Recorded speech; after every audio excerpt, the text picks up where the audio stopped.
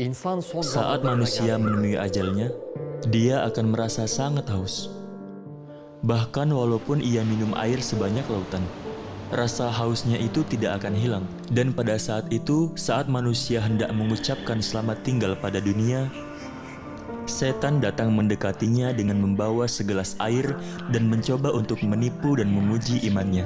Jadi, akankah kita melewati perjalanan ini? Pertanyaan apakah yang akan setan ajukan kepada kita? Seperti apakah pengalaman kita nanti saat ajal menjemput? Apakah sakaratul maut itu? Kita akan membahas pertanyaan ini kalau kalian siap.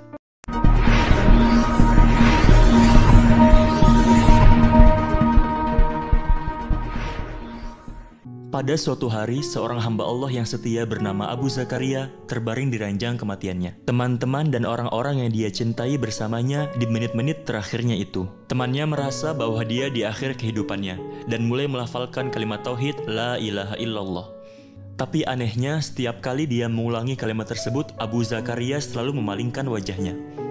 Sang teman menatapnya sekali lagi dan mengulang kalimat La ilaha illallah. Dia pun kembali memalingkan wajahnya. Saat temannya itu mengulangi kalimat tersebut untuk yang terakhir kalinya, dia pun menjawab, "Aku tidak akan pernah mengucapkan kalimat itu."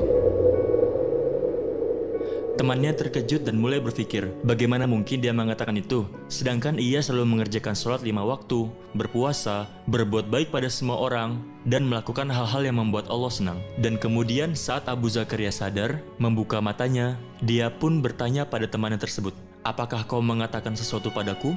Sang teman pun menjelaskan apa yang telah terjadi dan membuat semua orang terkejut. Tak seorang pun tahu mengapa hamba Allah yang begitu setia bisa mengucapkan kalimat seperti itu. Dan saat itulah Abu Zakaria mulai menceritakan apa yang sebenarnya terjadi. Dia berkata, "Saat pertama kali kau mengatakan sesuatu padaku, setan datang mendekatiku dengan segelas air di tangannya. Dia melambaikan gelas itu dan bertanya kepadaku, 'Apakah kau butuh air?' Lalu aku memalingkan wajahku. Saat kau mengatakan sesuatu untuk yang kedua kalinya, setan mendatangiku lagi dan dia ingin aku mengatakan, 'Yesus Kristus adalah anak Tuhan.' Dan aku pun memalingkan wajahku lagi. Dan untuk yang ketiga kalinya, dia ingin aku mengatakan La ilaha, yang artinya tidak ada Tuhan. Dan aku pun menjawab, aku tidak akan pernah mengucapkan kalimat itu." Setelah menjelaskan semua itu, hamba Allah tersebut mengucapkan kalimat syahadat dan meninggal dunia dengan tenang. Saudaraku, peristiwa yang dialami hamba Allah ini adalah sakaratul maut. Nah, dari cerita ini, kalian pasti paham betapa melelahkan dan sulitnya momen tersebut. Dan di samping itu, banyak pertanyaan muncul di benak kita.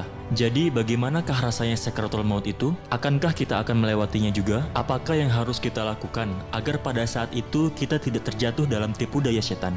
Bagaimana kita membedakan mana yang salah dan mana yang benar pada saat itu? Ya, kita semua tanpa terkecuali akan melewati momen tersebut. Dan setan akan melakukan usaha terbaiknya untuk menipu kita. Dia akan melancarkan serangannya untuk menguji iman kita. Nah, apa yang harus kita lakukan untuk mengatasi dan berhasil melewati ujian tersebut? Aku akan memberikan kalian sebuah contoh sederhana. Katakanlah, kalian memiliki sebuah apel di tangan, dan ada seorang pencuri yang tergoda untuk mengambilnya dari kalian. Kalau aku hanya menggenggam apel itu di tanganku, pencuri dapat dengan mudah mengambilnya. Namun, saat aku menggigit apelnya, akan semakin sulit bagi pencuri itu untuk mengambilnya. Tapi dia bisa mengambilnya dari mulutku dengan berbagai macam cara.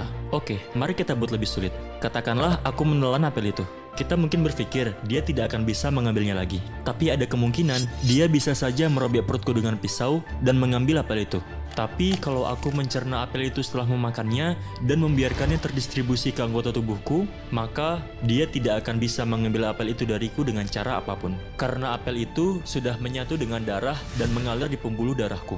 Iman seperti apel dalam contoh tersebut. Dan pencurinya adalah setan. Dialah yang mencoba mencuri iman kita, tidak hanya di ranjang kematian, tapi juga dalam hidup kita.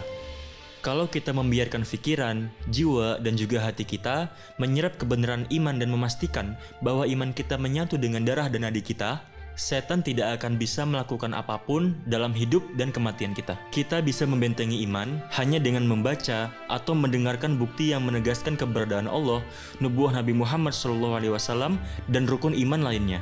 Karena iman hanya bisa menyatu dengan darah dan nadi kita melalui ibadah, perbuatan baik, dan menghindari dosa-dosa besar. Kalau tidak, maka iman tidak akan lebih dari sekedar pengetahuan belaka.